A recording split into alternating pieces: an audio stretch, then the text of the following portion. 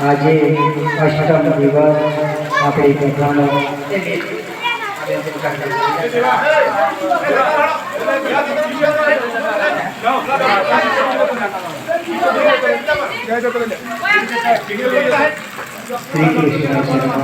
શ્રી કૃષ્ણ આજની અષ્ટમ દિવસ ભગવાન શ્રી કૃષ્ણ જો કેવો મેળ આવ્યો છે। આઠમી આજે અષ્ટમ દિવસ છે ને આઠમ છે। જો ભગવાને મેળ અષ્ટમ દિવસ અને આઠમ ભગવાન આજે પ્રાગટ્ય આપણા હૃદયમાં તો પ્રાગટ્ય થઈ ચૂક્યું છે। આજે ભગવાન પ્રાગટ્ય થશે। ભગવાન જુઓ ભગવાન દ્વાપર યુગમાં ફક્ત ગોકુળમાં પ્રાગટ માને ઘેર થયા પણ કલિકાલમાં ઘેર ઘેર ભગવાન પ્રગટ થાય છે। દરેક હૃદયમાં ભગવાનનો જન્મ થાય છે। બોલીએ શ્રી કૃષ્ણ કનૈયા। સુખદેવ મુનિ કહે છે હે રાજા નૈમિષારણ્ય 88,000 સોનક ઋષિઓ શુદ્ધ પુરાણે બોલે છે હે સોનક મુનિઓ મા ગંગાને કોઠે સુખદેવ મહારાજ ભગવાન શિવનો અંશ બોલે છે હે રાજા આજે કથામાં ગંગાનો પ્રવાહ ધીમે ધીમે આગળ વધી રહ્યો છે। સૌ ડૂબકી મારી રહ્યા છે। એવું લાગે છે વ્યાસપીઠમાંથી કે ભગવાન તો પ્રકટ થઈ ચૂક્યા છે। ભગવાન લાલો તો પ્રકટ થઈ ચૂક્યો છે। હવે આપણે આગળની કથાનું શ્રવણ કરીએ। આજે કથામાં ભગવાનના પ્રિય ભક્ત સુદામા ભગવાનને કેટલા ભક્ત પ્રિય હતા? સુદામા અક્રૂરજી વિદુરજી ભીષ્મ પિતા 5 પાંડવ ભગવાનને ભાગવતમાં ખૂબ પ્રિય છે કે એમનું જીવન સાદગી ભર્યું કે ભગવાનને સાદગી બહુ પ્રિય છે। એમના જીવનમાં ખૂબ સાદગી હતી। જુઓ ભગવાન ધન દોલત સંપત્તિ આપે તો સારા રસ્તે ઉપયોગ કરવો સાદગીપૂર્ણનું જીવન જીવવું। ભગવાન કેમ પીટુટીના ઝૂંપડીમાં ગયા? કેમ સુદામાના તાંડુળ કાઢા? તો ભગવાનને સાદું જીવન પ્રિય છે। જુઓ આ કથાનો એક સાર બાળકોને સંસ્કાર સારા આપણે 2 દિવસથી જોઈએ છીએ। દુર્યોધન ભગવાન શાંતિ દૂત થઈને આવ્યા પણ દુર્યોધન માન્યો નહીં। એના ઘેર પોતે કૃષ્ણ ભગવાન પોતે આવ્યા પણ દુર્યોધન માન્યો નહીં કે એના સંસ્કાર એ દુર્ગુણવાળા હતા। એના સંસ્કાર દુર્ગુણવાળા હતા। એનામાં અવગુણો હતા। એ ભગવાનને ઓળખી શક્યો નહીં। મારું મારું મારું કર્યું અને ભગવાનને બંધન કરવાનો પ્રયત્ન કર્યો। આપણે જોયું કે ભગવાનને આ ગોવાળિયાને બાંધી દો પણ ભગવાન તો કોનાથી બંધાય? વિદુરજી અક્રૂરજી ભીષ્મ પિતા આપ જેવા શિવ ભક્તો આપ જેવા વૈષ્ણવોથી બંધાય દુર્યોધનથી બંધાય નહીં। કે ભગવાન ભાવના પૂછ્યા છે। ભગવાનને ભાવ સિવાય ગઈકાલે કથામાં કર્માબાઈનો કેટલો પ્રેમ જોયો। પોતાના થોડામાં ખીચડો પકડાવે છે એના લાલાને ખીચડો તો કર્માબાઈ જેવો પ્રેમ। જુઓ આ કથામાંથી તમે કોઈ ધામમાં જાઓ દ્વારિકા ડાકોર મથુરા ગોકુળ શ્રીનાથજી વૃંદાવન ને પૂરી ધામ પંઢરપુર આ બધા ભગવાનના ધામ છે। આપણું ધીમા આ બધું રણછોડરાય ડાકોર આ બધા ભગવાનના ધામ છે। કોઈ દિવસ ભગવાનના ધામમાં જવાનું થાય તો અવશ્ય લાલજી ભગવાનને ઘેર પધરાવજો કે ભગવાનની કથા મળી છે ભગવાનનું જ્ઞાન મળ્યું છે। લાલજી મહારાજને ઘેર પધરાવશો તો જે લાલાવાલા કરશો બાળકોમાં સંસ્કાર કરશે। બાળકોમાં ભગવાનના સંસ્કાર કરશે અને ભગવાનને કહેજો હે લાલા બસ લાલો કહેશું તો ચાલશે।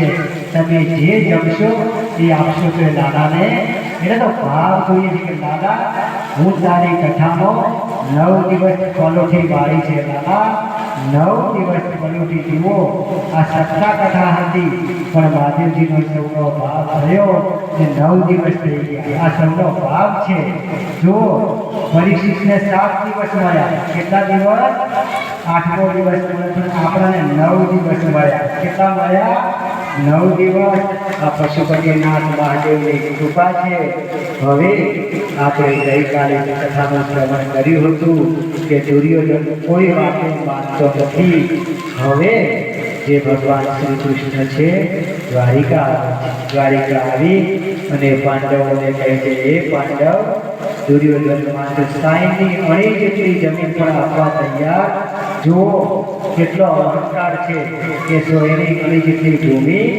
પાંડવોને ન આપવું અધર્મ ફાલ્યો છે હવે ભગવાન ધર્મરાજાને કહે ધર્મરાજા શું ઉપાય કરશો ધર્મરાજા કહે છે કે એ કેશવ અમારે ભજન કરવું છે અમારે બીજી વાતમાં પડવું કંકાસમાં પડવું પણ દ્રૌપદી અને ભીમસેન પ્રતિજ્ઞા યાદ કરાવે છે કે અમારે તો વેર અમારે એમાંથી હવે યુદ્ધના મંડાણ થાય જુઓ વેર ભાવના સારી નહીં કોઈને કટુ વચન સારાને બધું ભાગવત કહે છે શાસ્ત્ર કહે છે મૌન રહેવામાં સહન કરવામાં ઘણું સારું છે ભગવાન એની પક્ષે રહે છે ભગવાન કાયમ એની પક્ષે રહે છે પાંડવો મૌન રહ્યા હવે આજે દ્વાદશ જે અધ્યાય છે આપણો સ્કંદ છે એના ઉત્તરાત્મક સુદામાની કથા છે એની કથાનું આપણે શ્રવણ કરીશું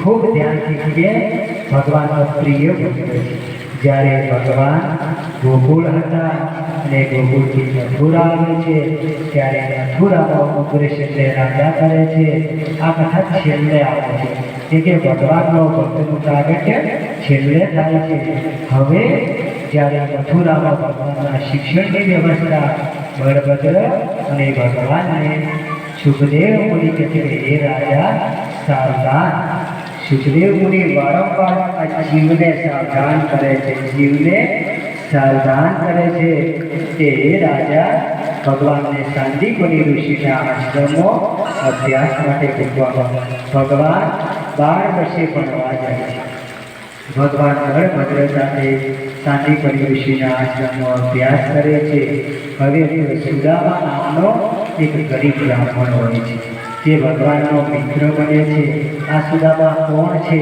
જે કળિયુગના ભક્તો છે એ કોણ છે જે ગઈકાલે અષ્ટસખાની વાત આવી હતી કુંભનદાસ સુરદાસ જો આ શ્રીનાથજીના પરમ ભક્તનું નામ લઈએ ને નામ તો આપણું જીવન ધન્ય થઈ જાય કુંભનદાસ સુરદાસ કૃષ્ણદાસ પરમાનંદાસ ચિત્તદાની ગોવિંદદાની નંદદાસ ચતુર્ભુજદાસ આવા ભગવાનના ભક્તો કોણ છે આ સુદામા જે ગોકુળમાં ભગવાનની સાથે હતા જે ભગવાનની સાથે અભ્યાસ કરતા હતા ભગવાને વચન આપ્યું હતું કે કલિકાળમાં ફરીથી મારા ભક્ત તરીકે પ્રગટ કરીશ મારા ભક્ત તરીકે પ્રગટ કરીશ તો એ જ ભક્તો જે ગોવાળિયા ભગવાન સામે રમ્યા ખેલા કૂદ્યા એમને ફરીથી કળિયુગમાં ભક્ત તરીકે પ્રગટ કર્યા છે હવે આ બંનેની દોસ્તી થાય છે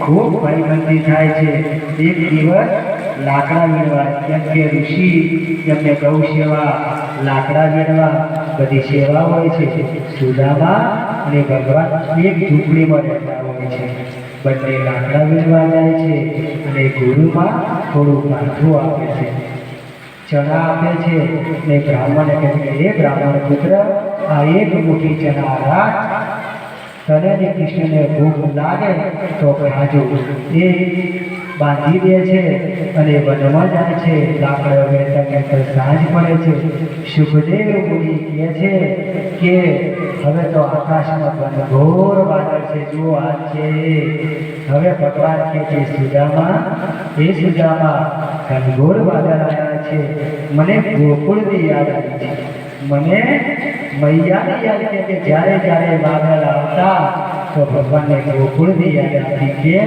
ભગવાન મોરને લઈ મોર પીછ બાંધી નંદ બાબાને 9 લાખ ગાયો ચરાવવા જાય અને વાદળ ઘેરાય ત્યારે ભગવાનને ગોકુળમાં જે આનંદ આવતો, વાહ વાયા ને વાદળ ઉમટ્યા, વાહ વાયા ને વાદળ ઉમટ્યા, ગોકુળમાં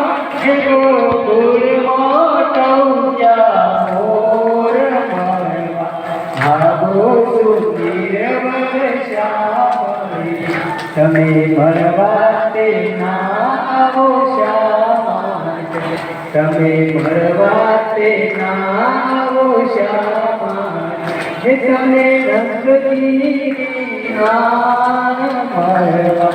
આવો સુધીર વર્ષામણી, જમના તે તીરે તેનો ચરાવતા, જમના તે તીરે તેનો ચરાવતા, હે તમે ગોવાળના, હે તમે ગોવાળના ભાણે જમવા આવો સુધીર વર્ષા.